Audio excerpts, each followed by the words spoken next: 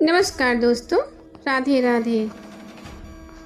हिंदू धर्म में मकर संक्रांति त्यौहार का बड़ा ही महत्व है। इस दिन पवित्र नदियों में स्नान करके सूर्य भगवान की पूजा अर्चना की जाती है और यथाशक्ति ब्राह्मणों को दान देने की भी प्रथा है। इस साल मकर संक्रांति 14 जनवरी को मनाया जाएगा। मान्यताओं के अनुसार मकर संक्रांति के दिन ही गंगा मैया भागीरथ के पीछे पीछे चलकर कपिल मुनि के आश्रम होती हुई सागर में जा मिली थी। कहते हैं कि इसी दिन भगवान विष्णु ने असुरों का अंत किया था। साथ ही इस पर्व की धर्मराज से जुड़ी एक कहानी भी है जो आज हम आपको सुनाने जा रहे हैं। एक समय जब पृथ्वी लोक पर बब्रुवाहन नामक एक राजा हुआ। उस रस के राज्य में किसी चीज की कमी नहीं थी। इसी राज्य में एक हरिदास नामक ब्राह्मण भी निवास किया करता था, जिसका विवाह गुणवती के साथ हुआ था, जो कि बहुत ही धनवती और पतिव्रता स्त्री थी। गुणवती ने अपने पूरा जीवन देवी देवताओं की उपासना में लगा दिया और वह सभी प्रकार के व्रत किया करती थी और दान धर्म भी दिया करती थी। इसके अलावा अतिथि सेवा को वह अपना धर्म मानती थी। ऐसे ही ईश्वर की उपासना करते हुए वह वृद्धा हो गई। जब उसकी मृत्यु हुई तो धर्मराज के दूत उसे अपने साथ धर्मराजपुर ले गए। यमलोक में एक सुंदर सिंहासन पर धर्मराज विराजमान थे और उनके पास एक चित्रगुप्त बैठे हुए थे। चित्रगुप्त जब धर्मराज के प्राणियों का लेखा जोखा सुना रहे तभी यमदूत गुणवती को लेकर वहां पहुंचे। गुणवती यमराज को देखकर थोड़ी भयभीत हुई और मुंह नीचे करके खड़ी हो गई। फिर चित्रगुप्त ने गुणवती का ब्यौरा निकाला और उसके बारे में धर्मराज को बताया। धर्मराज ने गुणवती का पूरा ब्यौरा देखा और उससे वे प्रसन्न हुए, लेकिन फिर भी उनके मुख पर थोड़ी सी उदासी थी। यह देखकर गुणवती ने पूछा, हे प्रभु, मैंने तो अपने जीवन काल में सारे सत्कर्म किए, फिर भी आपके मुख पर उदासी छाई है, इसका क्या कारण है? प्रभु, मुझे से क्या भूल हुई है? धर्मराज ने कहा, हे देवी, तुमने सभी देवी देवताओं का व्रत किया, लेकिन कभी भी तुमने मेरे नाम की पूजा या पाठ या दान नहीं किया।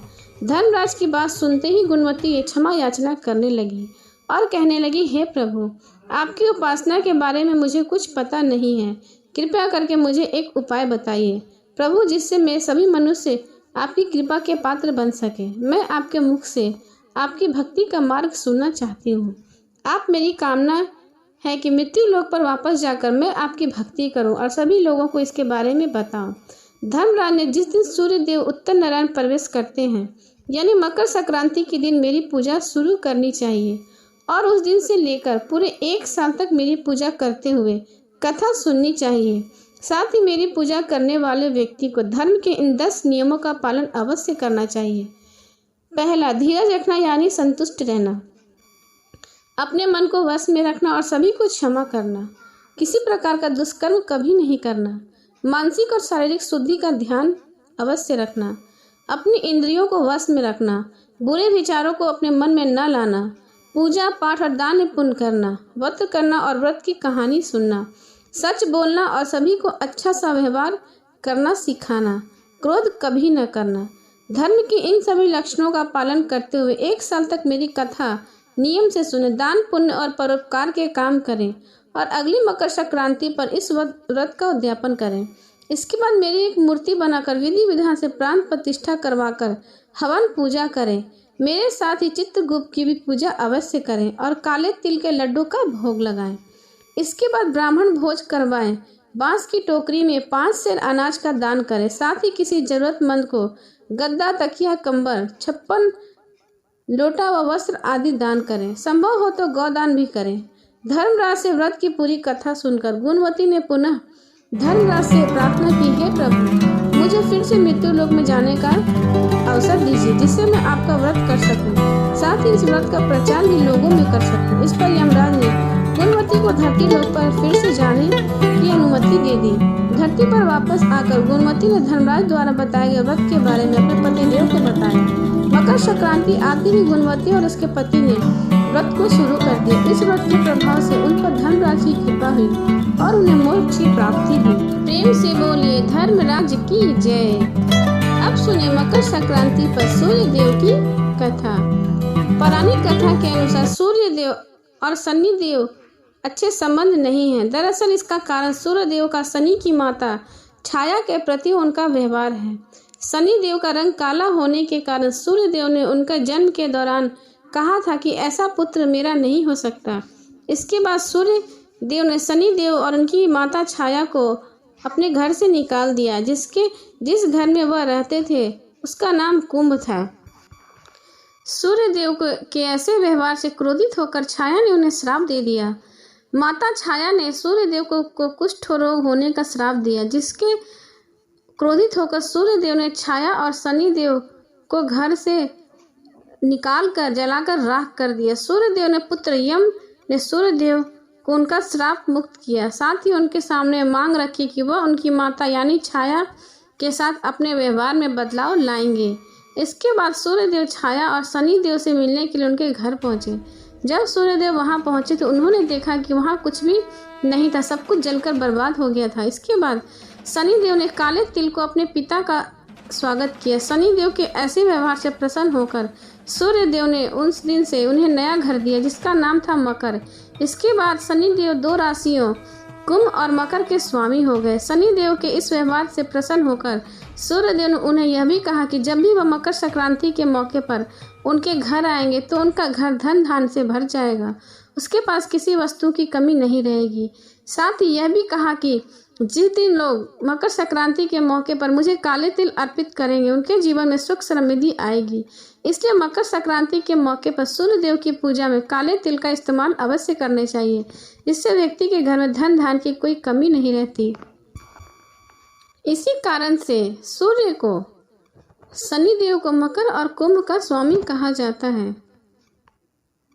इसके साथ ही सूर्य ने शनिदेव से कहा कि सूर्य जब मकर घर यानी मकर संक्रांति की घर आएंगे तो उनका घर धन से भर जाएगा। इसी कारण इस दिन हर साल मकर संक्रांति मनाई जाती है।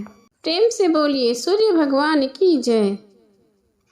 अब सुने धरती माता की कहानी। एक माँ थी, उसका एक बेटा और एक बेटी थी। दोनों बहुत छोटे थे। माँ बहुत गरीब थी, वह मजदूरी करके अपना गुजारा करती थी। धीरे धीरे बच्चे बड़े होने लगे, बेटी शादी योग्य होने लगी। बूढ़ी माँ को बेटी की चिंता होने लगी। बूढ़ी माँ ने बेटा से कहा, तेरी बहन बड़ी हो गई है, अंत तुम्हारे जैसा घर वर देखकर उसकी शादी करना। ऐसा कहकर माँ तो कुछ दिनों में मर गई। भाई गांव गांव घूमने लगा, लेकिन बहन के लिए योग्य वर कोई नहीं मिला। वह घूम घूम कर थक गया। एक दिन बैठे बैठे उसने सोचा कि क्यों ना मैं ही इससे शादी कर लूं। ऐसा सोचकर वह चुंदरी और सामान ले आया। बहन ने कहा, यह सामान क्यों लाया है भाई? भाई बोला, तेरी शादी है।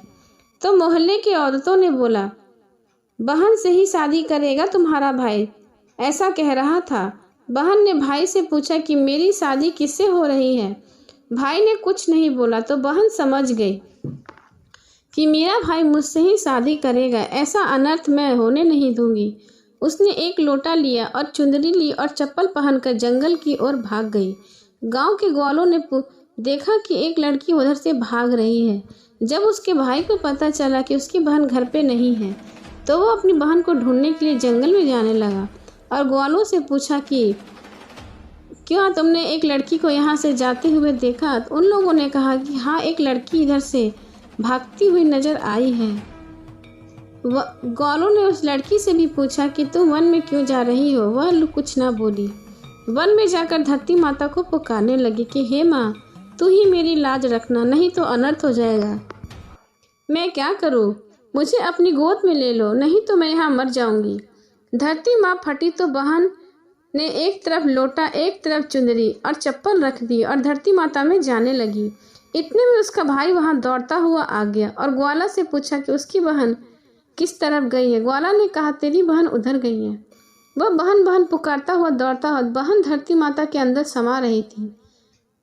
भाई ने बोला, बहन ऐसा मत कर, मुझसे माफ कर दे, मुझसे बहुत बड़ी गलती हो गई। पर उसकी बहन ने उसकी बातें नहीं सुनी। बहन धरती माता में समाने लगी। थोड़े बाल बाहर दिख रहे थे। उसने बहन के बाल मुट्ठी में पकड़ लिया और रोने लगा। बहन तो सत्य के लिए धरती माता में समा गई। मेरी बुद्धि भ्रष्ट हो गई थी। माँ का वचन निभाने के लिए मेरे जैसा कोई वर नहीं मिला, इसलिए मेरा विचार ऐसा आया। पर धरती माँ ने सत्य के लिए बेटी को अपने में समा लिया। जो बाल बाहर निकले थे वो दूब बन गई। इधर उसका भाई रोता हुआ अपने घर को आ गया और अपनी सोच पर पछताने लगा। उसकी बहन धरती माता में समाकर मोक्ष को प्राप्त हुई। इसलिए औरतें कहानी सुनती हैं और लोटा, चप्पल, चुंदरी, एक बर्तन में हरे मूंग, एक लड्डू कुंवारी कन्या को देती हैं और उसे धरती माता हमेशा सुखी करती हैं। प्रेम से बोले धरती माता की जय। अब सुने धर्मराज की कथा। 2 सेठानियां थीं। एक के घर में बहुत धन था पर वह कंजूस थी। दूसरी के पास धन कम था पर मन से बहुत अमीर थी। रोज सवेरे उठती, गंगा स्नान करती, तुलसी माता बड़ पीपल सींचने भगवान के मंदिर जाया करती। धर्मराज सूरज भगवान की कहानी सुनती, भगवान को भोग लगाकर अतिथि को जमाती, गाय कुत्ते के लिए ग्रास निकालती। दूसरी जेठानी इस धर्मार्थ का देखकर हंसती और कहती, पता नहीं दिन भर क्या करती रहती है। थोड़े समय बाद दोनों सेठानियों को भगवान का बुलावा आया। धर्मात्मा सेठानी के तो यमराज जी ने विमान भेजा और दूसरे के लिए दूत मारते हुए उसे ले गए। रास्ते में सेठानी बोली, मेरे को भूख लगी है। तो दूत बोले, किसी को कुछ दिया होगा तो मिलेगा। फिर बोली, प्यास लगी है। दूत बोला, किसी को पानी पिलाया होगा तो मिलेगा। रास्ते में उसे कांटे चुभने लगे, गर्मी पड़ने लगी, पर दूत तो उसे घसीटते ही ले जा रहे थे। अब सेठानी बहुत पछताने लगी कि सब कुछ होते हुए भी मैंने दान धर्म कभी नहीं किया। इतने में यमराज का दरबार आया। धर्मात्मा बुढ़िया को भगवान के पास सिंहासन के पास बिठा दिया और वह उस पर बैठ गई। उधर दूसरी सेठानी को तड़पते हुए कुंड में डाल दिया गया। अब सेठानी यमराज से बोली, मुझे 1.25 पहर का जीवन दान दो, मैं वापस आकर दंड भोग लूंगी। यमराज बोले, ठीक है। सेठानी के शरीर में वापस प्राण डाल दिए गए। संसार में आते ही उसने पंडितों को बुलाकर धर्मराज की कथा सुनी, सब तरह से दान धर्म किए। इतने समय पूरा हो गया। उसके बाद विमान आया। 1.25 पहर के दान धर्म से सेठानी को स्वर्ग की प्राप्ति हुई। इसलिए कहा जाता है कि दान धर्म अवश्य करना चाहिए, तभी वैकुंठ मिलेगा, नहीं तो मनुष्य को नरक की प्राप्ति होगी। हे धर्मराज जी, जैसे सेठानी पर कृपा करी वैसे हम सब पर अवश्य करना। प्रेम से बोले धर्मराज की जय।